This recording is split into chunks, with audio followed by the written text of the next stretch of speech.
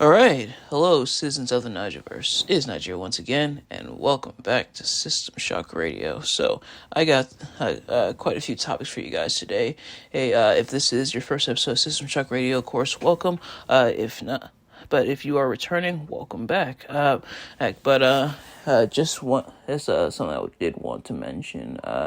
And besides, obviously, the face cam and everything, but I've gone in detail explaining why my face is invisible. This is just a reminder, it's only temporary for the time being. But the other thing is that kind of a goal I made for myself when it comes to System Shock Radio is I'm going to try to limit it to about 5 topics per episode. No more, no less. Only because, as I know, when having a lot of topics, and what I'm about to say next might sound like a bit of an oxymoron, but please stay with me. I feel like with having a lot of topics, more than at least 5, because 5's usually, for me, 5's usually a comfortable number. That's the number I try to go for anyway, but sometimes I do try to squeeze other topics in there, mostly because they're interesting, and obviously nothing wrong with doing that, but the only thing with me is that either it'll feel too bloated, where it's a lot of topics that a lot of things we gotta go through, or it'll feel rushed, where because there's so many topics that we have to go through and talk about that, we essentially have to rush it, and I don't really want to do either, so I'm gonna cap it off at 5. But a lot of things happen, and so if there is something of interest, I will try to. I will try. If I can't squeeze it in that week, I will squeeze it in the next. But plenty of interesting stuff, even this week, because quite a bit has gone down. So without further ado, let's get right into it. So the first thing that we're going to talk about is that we may or may not have a little bit of a Spyro 4 tease, perhaps. Now, I know some of you are rolling your eyes like, Nigel, we've heard it for so long. We've heard this for years now, since the Reignited trilogy. Everybody said, there's going to be a Spyro 4, and there's no Spyro 4. But this one's interesting. So, so a couple things to mention before, or that, at least when it comes to Spyro, is that he and Allura the Fawn, and I believe a few other characters, are in the Crash Team Rumble game. So Crash Team Rumble came out I think last year, so about June 30th of last year, and quite a character roster, but incorporating Spyro characters in there as well, such as Spyro and of course Allura, and I believe Ripto may be there as well, if I am not mistaken, and but so Allura is in Crash Team Rumble, as well as Spyro, so that's pretty cool. But the other thing, going back to the tease, is that at this image was posted to the Spyro the Dragon Twitter site. This is Twitter where I found it. Yeah, so this image, and it says, "You gotta believe," and the caption for it is 2024 motto. Now, at one point, or I should say, on one hand, this could be kind of seen as just like okay, maybe just, a lot of like the 2024 mottos or 2024 attitude going in and be like, kind of memes are floating around, as they often do towards the beginning of the year, and you gotta believe that is technically a Parappa the Rapper reference. Try saying that 5 times fast. So it's a Parappa the Rapper reference, so it might not seem as much. And Spyro said it in the first game, which is weird because this image is from the Super Bonus round in the third game. Show you how much of a nerd I am. How can I say I love Spyro? But it might not seem like much at first. It might just seem like a silly meme. But considering and how vocal, it may seem like a minority, but how vocal the fan base has been, at least the Spyro fan base, in terms of we want a new Spyro game. It almost seems like, hey, maybe this is me reading too far into it. Maybe this is just too much excitement and or potential, or maybe just being on the internet. But doesn't it seem like they may be playing into it a little bit? Like, you gotta believe what? That's like, people have been holding out faith and hope that one day we're gonna get our Spyro 4, or at least a brand new Spyro game, even if it's not necessarily called Spyro 4. It's the point where there were people who were waiting for the Spyro 4 announcement during the Game Awards, and those didn't come. But also considering that 2024 is the year of the dragon on for the Chinese lunar calendar, or people are interested. Like, people are looking into this. Could this potentially be a tease? That's why I say it may or may not be a tease, because this wholly could mean nothing. The social media accounts for Spyro do like post memes and stuff, for just like images of Spyro and stuff like that, especially from the game, like Reignited and other types of stuff, mainly to drive up interaction, because that's kind of the point of the social media platform, or at least when it comes to the companies and stuff, and they do like share a lot of stuff with concerning Crash, more specifically Crash Team Rumble, because Spyro now has involvement in that. But people are potentially on to Spyro here. People, we're on to you, Toys for Bob. We're on to you, and I think that's what Toys for Bob wants, like a game of people talking. Even if nothing comes of this, like getting people talking about the Spyro IP. Do I hope this leads to something when it comes to Spyro IP? Absolutely, that would be awesome. Even if it's not for PS4, even if it's just for PS5, because as they are transitioning over to like purely PS5 type stuff, so it would seem like they're still releasing stuff on PS4, but now more and more stuff's being released on PS5. So even if it's just for PS5, honestly, it's more of an incentive to get PS5, at least for me. So interesting tease there. But comment down below, what do you think this will lead to? So the next thing we're going to talk about is the Completionist is back to uploading videos. The Completionist is officially back, and the response is kind of mixed, at least for the most part. It's kind of it's weird. Like, it's going the way people expected it to, but it's also not at the same time. Allow me to explain. So, the Completionist had, at least at the time of this recording, that being on January 13th of 2024, has just dropped 2 videos. He released one almost a week ago, and then released another one a couple days ago. He did a video on Super Mario RPG 25 years later, or kind of talk about it and stuff, which honestly I probably should cop at some point, because obviously I was too young for the OG Super Mario RPG, but I digress. As I do, but I heard it's a lot of fun, so I'll probably cop that at some point. But then also doing a Nintendo top 10 Nintendo Switch games 2024 edition. How 2024 just started, I don't know, but I wasn't really mainly interested in seeing the videos. Like, I was, but I wasn't. I didn't watch the videos, but what I was mainly interested in was the comments section, seeing what other people are saying about the video. Will people address the controversy? Will people... Like, are people willing to move past it? No, sir. No, sir. Or scrolling through the comments, and it's like, hey, at first, with the Super Mario RPG video, now it's kind of, it's a bit more balanced, but during my initial scroll through, like, a day or two ago, when, like, around when the video was still relatively new, I didn't even know he uploaded it until I think I saw it on, like, Twitter, where it was uploaded. So I went over. I was like, "Whoa, he uploaded a new video." So once I went over, I immediately went to the comments. I'm like, "Oh boy, I wonder what the comments say about this." And I did watch part of the video, the Super Mario RPG video. Oh, and him saying he wants to move forward and everything when it comes to content, aka please forget about the controversy I was just in.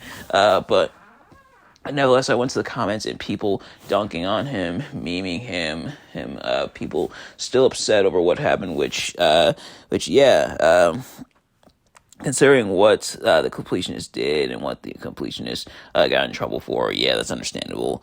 Well, if you're not caught up, I did cover it in a few episodes of System Shock Radio ago. A number of moons ago, not quite many moons ago, but a number of moons ago. Definitely check those out, as well as the other completionist videos that people have made on the completionist, so that you can be caught up to speed on what's going on. But people people kind of talking about that, memeing on that, making memes and jokes and stuff about it. And quite a few dislikes. The like to dislike ratio is definitely leaning more towards the dislikes, which some people, well, you may be wondering, Nigel, how can you see dislikes? YouTube remove dislikes. There is an extension to where you can be able to view the dislikes, and there's a lot of them. And one of them's from me. I'll be honest. I'll be honest. Yeah, one of them is from me. I'll be honest. I'm not gonna try to hide it. But yeah. People not happy with the completionist kind of trying to just sweep this under the rug. It's not like a situation where it's like, we'll get through this together. I do apologize and stuff like that, or trying to take an extended break, trying to address it and truly apologize for it. But I'm more so trying to sweep it under the rug and move past it. And then with the other video, the top 10 Nintendo Switch games 2024 edition, there were a lot of comments in there, and I saw a comment accusing him of like filtering out the comments and saying that certain keywords weren't allowed to be commented, so he can limit his comment section, which unfortunately is nothing new. That's kind of what Sniper Wolf does with her videos. Those, at least some of her videos, or just like turns off the comments altogether, which the completionist has done. So, lo, how the mighty have fallen, and it is insane. It is definitely. It's definitely crazy, how he's just trying to kind of brush under the rug. I feel like I say crazy or insane a lot. It's kind of a crazy world sometimes, but it is insane how he's kind of just trying to sweep it under the rug and just kind of pretend it didn't happen. Like, no, don't talk about it anymore. I got new videos. Let's talk about these new videos. And people pointing out how he seemingly wanted to move away from content creation, as he told Mudahar and Carl Jobst in the call that Mudahar uploaded. He uploaded the entire call, all kind of trying to talk about how he wants to move away from content creation and how this controversy will really sink him. Which, but now I guess he's changed his tune. And really, he's changed his tune a while ago when he did his response video when it comes to that. But now he's really changing his tune.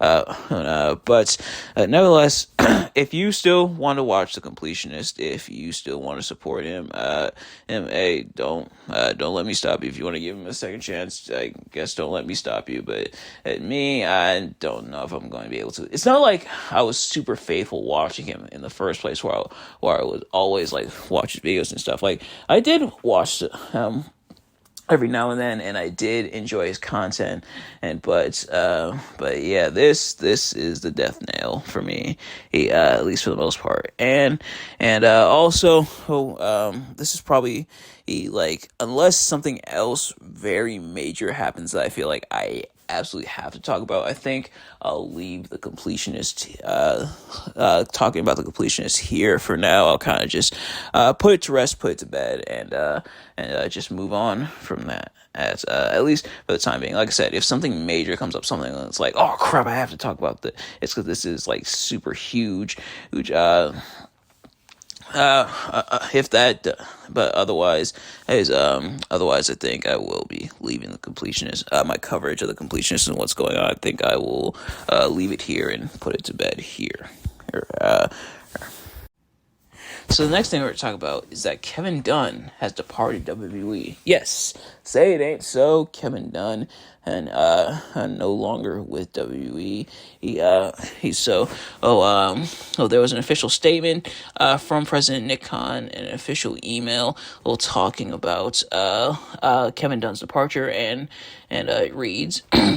And this was the initial one. This was right after Kevin Dunn departed WWE. This was the initial response, and it reads: After 40 plus years of helping to build WWE and, hands down, the best production and media unit in the entire sports and entertainment business, Kevin Dunn will be leaving our company as of today. Before WrestleMania 1, Kevin joined Vince at WWF.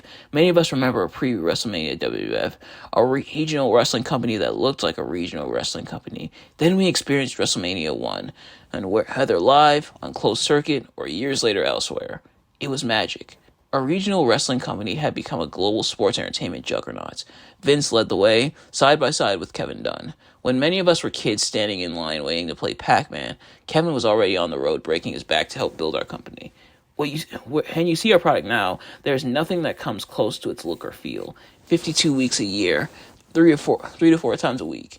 It is singular and truly special. No other company can or will do that, and that is because of Kevin and our media team's hard work, smarts, and determination. We are forever grateful to Kevin. He will always be a part of the WWE family. Paul and I will be having an in-person meeting with the media team at Raw in San Diego today at 12 p.m. Pacific time, and with our superstars at 12:30 Pacific time. We look forward to seeing many of you there, and we look forward to crushing 2024 together with all of you. Nick Khan. And so, that excerpt was courtesy of PW Insider. So Kevin Dunn no longer in WWE. And the people are rejoicing because no more weird camera cuts and stuff. Even though we saw still some weird camera cuts even in Kevin Dunn's absence, but perhaps trying to move away from that. But yeah, Kevin Dunn had been memed on for years for his very weird production choices. And some of it did look kind of weird and kind of jarring, all like the different camera cuts going all over the place. But at the same time, I also do want to give him his flowers. You know, he had been there for a while, as Nick Khan said it in that email, pretty much there since WrestleMania 1, since the beginning, at least for WWE. So him departing, and there's been some issues when it comes to his departing. I mean, both from his side and then from the other side. For starters, Kevin Dunn, and the report was that he was leaving because Vince McMahon was no longer there, and that he's a Vince McMahon guy, and he wanted to leave because no more Vince McMahon. Of course, Vince McMahon made a little departure of his own mainly without his well, you get the idea, but yeah. So, under duress, I think that was the terminology I was looking for, but I couldn't. But it was just kind of escaping the brain. But yeah. So, Kevin Dunn, no longer there. But now his replacement has been announced. Excuse me, and this is courtesy of Wrestle Talk. And it says, and just a quick excerpt from here, it says, Kevin Dunn's WWE replacement has been announced following his departure from the company at the end of 2023. On December 30th, PW Insider reported that Kevin Dunn was finishing up his time as an executive for WWE, which, of course, is the article we just read. But it says, longstanding WWE executive producer-in-chief, Global Television Distribution, informed WWE that he was planning his departure around Christmas week after more than 3 decades with the company. And in a press release on January 9th, WWE announced the hiring of Lee Fitting as head of media and production for the company. In the press release, WWE President Nick Khan wrote the following: Lee is a phenomenal leader and executive known for work that generates both critical acclaim and mass appeal. Lee will be a tremendous addition to our stellar media and production team and play a key role in catapult WWE's growth.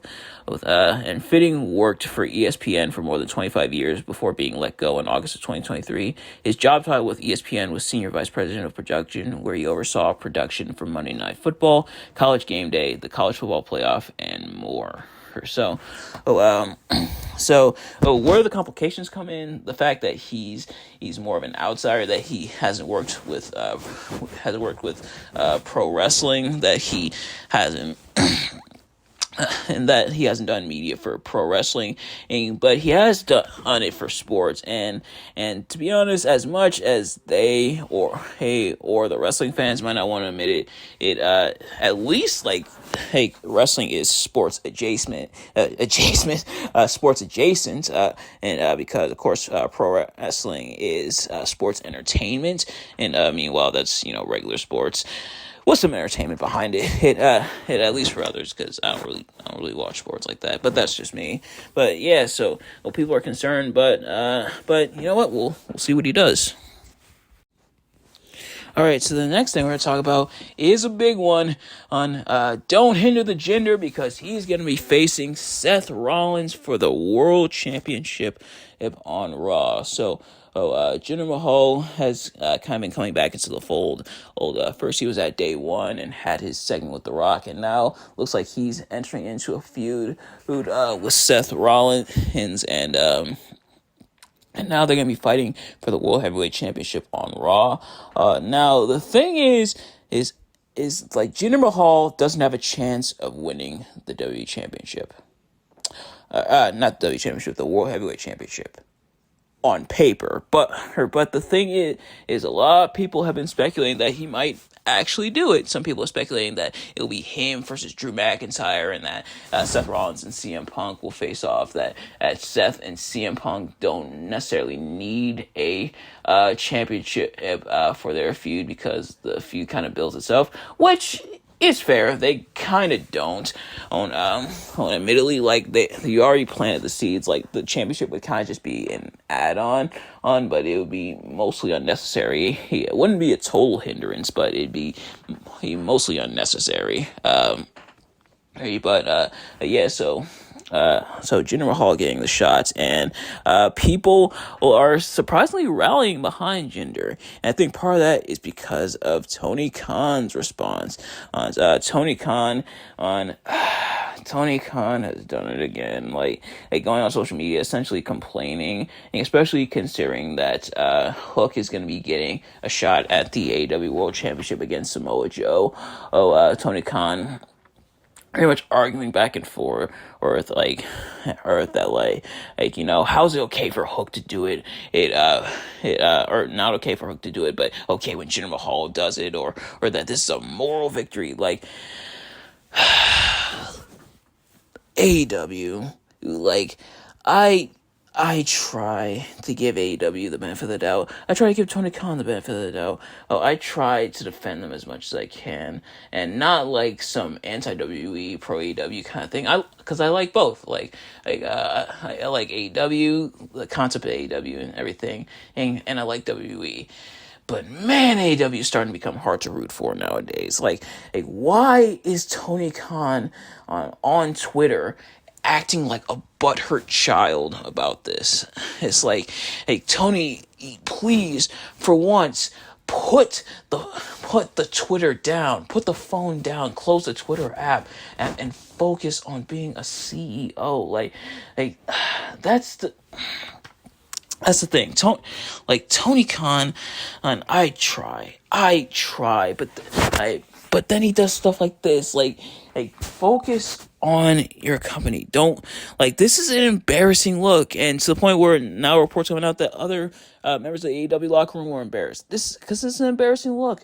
Why is Tony Khan wasting his time arguing on social media with WWE, with the USA Network, or with them memeing on him, with Eric Bischoff? Why are you doing any of this? Why not just focus on your company? You don't see Triple H doing this. You don't see Nick Khan doing this. But Tony Khan is over here or doing this, and it's not a good look, and it's really annoying. Like that I think is one of the main problems that a lot of people have with AEW, who like AEW, who constantly needing to try to like tell everybody they're superior to WWE and try to raise their own pedestal while trying to lower WWE.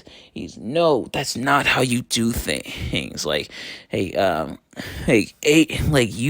who prove AEW superior the booking by proving AEW superior, if that's your end goal. And don't get me wrong, I'm not one of those people that's all about it's us versus them, or WWE superior, AEW inferior, AEW superior, WWE's inferior kind of thing. That's not my game, because that's not the case. A lot of the people in the WWE locker room are friends with a lot of the people in the AEW locker room, and vice versa. And competition is something that has happened for years.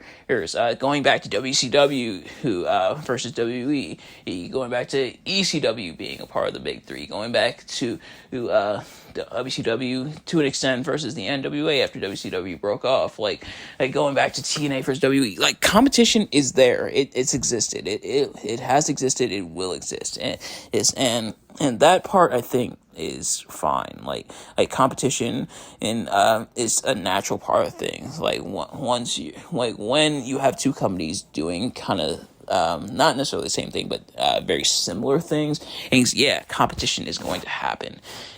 But it's nowhere near as dire or as people on the internet are making it out to be. And I think Tony Khan, the reason that it's not a good look for Tony Khan is because he's trying to feed into that. And AEW kind of has fed into that quite a bit. And it gets annoying. Now, I'm not going to act like WWE's totally innocent, because as they have too, it's not to the extent that AEW's done it, but they've done it. They're still pretty guilty of it. But it's just annoying. Why any of this? It's there are some CEOs who do this, and you know what? We meme and clown on them as well. Just sit down, focus on what you're doing, and just do what you gotta do. Don't worry about taking pot shots. Don't worry about what's WWE doing? How can we annoying compete with WWE kind of thing? Stop being so bitter and just focus on you. Focus on AEW. Focus on what you're supposed to be doing, which is the point of a CEO. It's your company. You're supposed to be focusing on your company. Why are you worrying about taking pot shots, worrying about what Seth Rollins and Jinder Mahal are doing, and why are you worried about any of that? You got your own problems, especially not just with the product, which a lot of people haven't been satisfied with it, but now with these allegations against Chris Jericho. You've got your own problems, especially now that Tony Khan's kind of being roped into it as well. Worry about your own stuff and just leave WEB. Compete by competing, not by taking pod shots, not by trying to discredit and dunk all over WWE because you think it'll get you brownie points with the internet fans. No, that's not how you do things. And you do things by doing things. Put that on a t-shirt. That's actually not a bad quote. Put that on a t-shirt. But yeah, you do things by doing things. You know what? WWE, they've been guilty of it too. WWF, they've been guilty of it too. WCW, they've been guilty of it too. Eric Bischoff did it quite a bit, and that's why WCW is no longer around. And WWF did it as well. WWE's done it as well. WWE, lest we forget that DX once pulled up to WCW's headquarters on a tank. granted, it was still cool. It was still really cool, but they've done it too. And of course, there's them being memed on such as like when Triple H said he and his friend, they're going to stop watching that whole promo and everything, like making fun of the internet fans. Yeah, WWE's been guilty of it too. But AEW doing it almost like on a weekly basis, where every week it's like something new that AEW is doing to annoy people. Well, stop. Just stop. Just focus on yourself. Focus on your company, Tony Khan. It probably would have flown under the radar, or probably not. It's a World Heavyweight Championship match, but still, it probably wouldn't have been. You probably wouldn't have drummed up as much like anticipation for WWE's own product. You're essentially doing the marketing for them, and indirectly with your own action. And I hope what's the point? What do you hope to gain from this? Other than, and like I said, a few brownie point. And it's like, now you just make yourself look dumb. You make yourself look like a total joke. Okay, and now you're unintentionally promoting this World Heavyweight Championship match, which it probably, like I said, it probably wouldn't have been as much of like it still would have been hyped up. Jinder Mahal's kind of been doing his thing. I'll give him his flowers. I'm not gonna say people don't care fully about Jinder Mahal. Well, not as many people do, but he's kind of been doing his thing, and Seth Rollins been doing his thing. But it probably wouldn't have gotten as much. It probably wouldn't have been bolstered as much without Tony Khan. So thanks, Tony Khan, for helping promote your competition. And okay, all right. Rant over, I think. It's just annoying. Like, this has been something that's going on for a while. Well, I don't know if it's to take the heat off, maybe take eyes away from AEW, but like, an example I can give is when Tony Schiavone, who ironically works for AEW, is part of commentary and everything, and when Tony Schiavone gave away Mankind winning the WWE Championship, or then the WWF Championship. I mean, interchange between the two, but you guys obviously know. But when Tony Schiavone gave away Mankind winning the WWF Championship, and people switched over, and it helped turn the tide in the Monday Night Wars, and that WCW never beat WWE in the ratings again. That kind of blunder, or like Tony Khan, I don't think has nailed quite that blunder just yet. And although this could be pretty close, but I can tell like on this trajectory, that type of blunder, a blunder of that size, might be coming. Plus, it probably didn't help that night was also the finger poke of doom, home in WCW. But yeah, that Tony Khan, just stop. Put the Twitter down and focus on running your company. Like I mentioned before, Tony Khan, and now with the allegations with Chris Jericho and Tony Khan maybe being allegedly a part of it. Now it's making me even look like even more of a liar. But Tony Khan, I've mentioned you could tell he is at least hopefully seeming like a good person, but sadly, he doesn't always know when to be the best boss. So Tony Khan, sit down, shut up, and just run AEW. Please and thank you. Like, it would be so much better if you just sat down, shut up, and just run AEW. All right, now that we've calmed down a bit, the last thing I want to talk about is a big one. It's peer pressure. So, we don't quite have a dictionary definition, but we do have a wiki definition. As it's described here, and we'll expound on this, is peer pressure is a direct or indirect influence on peers, i.e. members of social groups with similar interests, experience, or social statuses. Members of a peer group are more likely to influence a person's beliefs, values, and behavior. A group or individual may be encouraged and want to follow their peers to change their attitudes, values, or behaviors to conform to those of the influencing group or individual. For the individual affected by peer pressure, they can have both a positive or negative effect on them. And honestly, I think that really sums up peer pressure in a nutshell.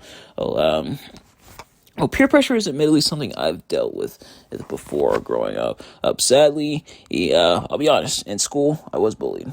I sadly was bullied, as a lot of kids were, but I was bullied for not having the latest is this, or the current that.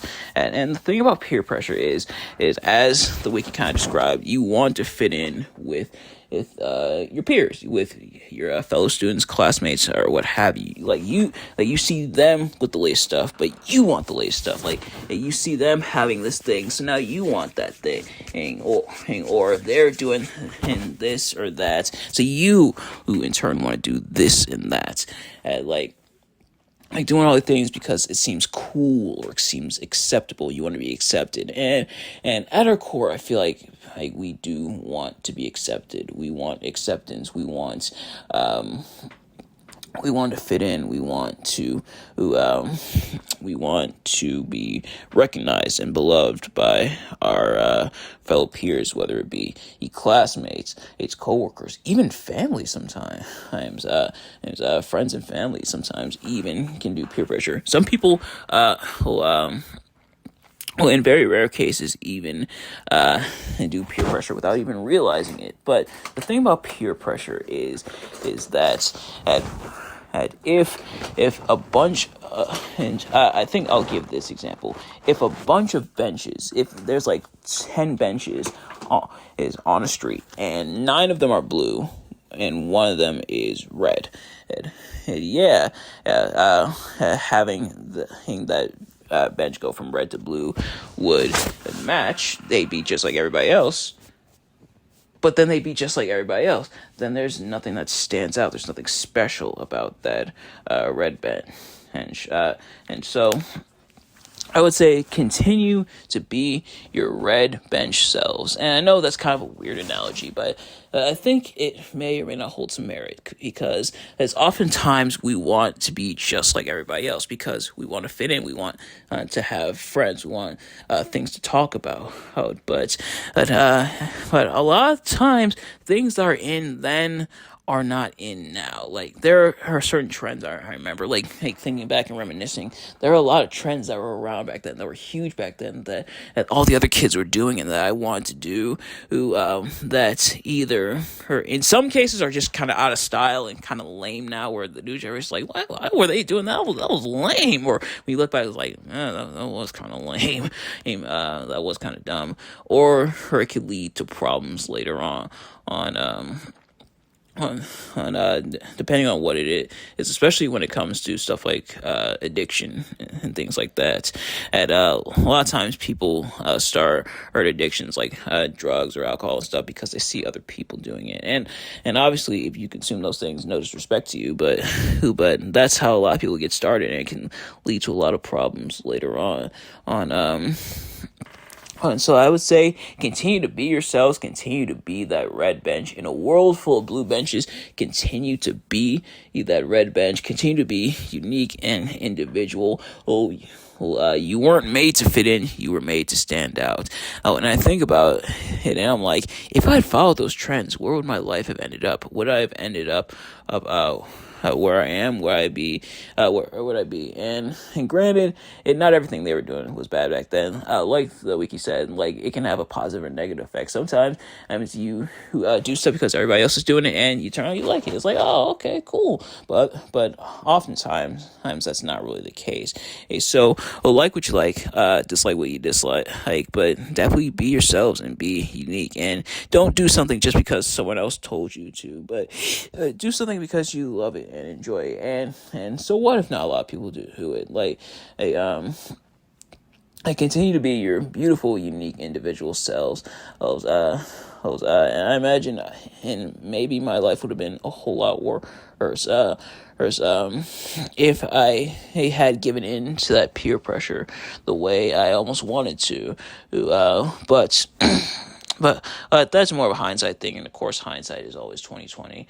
But yeah, so if you're dealing with peer pressure, whether you're at school or anywhere else, just remember, you were made to stand out, not necessarily fit in, but also that fad and trend will probably die like 10 years from now. But nevertheless, so peer pressure, it is what it is. But you know what? Let's continue to be your unique you. I'm not saying you I'm not saying you shouldn't do what everybody else is doing. Like like I said, if other people are doing something and it looks like fun and turns out it actually is fun or good, and it's like actually good and not like a bad in hindsight kind of thing, then yeah, go for it. But otherwise, I just don't do something just because someone else is doing it, but instead continue to stand out and try not to give into peer pressure. I know it's hard, especially when everybody else is doing it. But yeah, so that's why peer pressure is such a big thing and such a powerful thing, because as we do want that acceptance, and we'll be willing to do anything for acceptance. But sometimes it's really not worth it, and that's what I'm here to tell you. Like sometimes it's really not worth it, because it's really not worth your time or your energy. But all right, that's going to do it for this episode of System Shock Radio. Thank you all so much for watching. I hope you enjoyed. Sorry for my Tony Khan rant there, but nevertheless, I still hope you enjoyed the episode. If you did, please do me a favor. Like, comment, subscribe, share with your friends, turn post notifications so you know every time I upload a video so you can see as soon as it drops. Let me know in the comments below your thoughts on this episode and anything I talked about. Yeah, let me know. But thank you all so much for watching. I will see you guys later. Peace.